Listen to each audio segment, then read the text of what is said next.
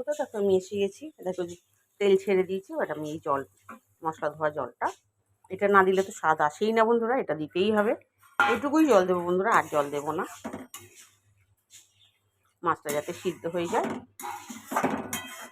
দেখো কি সুন্দর কালার এসছে। তোমরা বোয়াল মাছ কমেন্ট করে জানিও তোমরা বোয়াল মাছ কীরকম করে খাও। অনেক রকম দিয়ে করে খাওয়া যায়, পোস্ত দিয়েও খাওয়া যায়।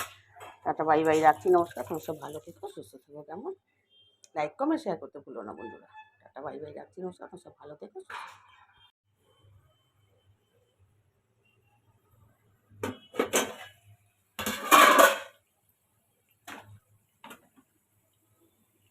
হ্যালো বন্ধুরা, দেখো রান্নাঘরে চলে এসেছি একটু অভিনবের রান্না নিয়ে।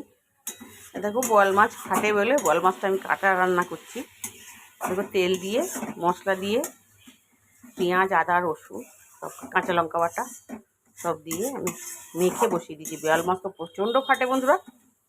এবার দেখো এরকম এরকম গ্রেভি আর যে গ্রেভি দেওয়া জলটা যে রেখে দিয়েছি এটা দিয়ে দেবো। একবার এইভাবে তোমরা একবার রান্না করে খেয়ে দেখবে, দুর্দান্ত স্বাদ হয়। বোয়াল মাছ ফাটার আর ভয় থাকবে না।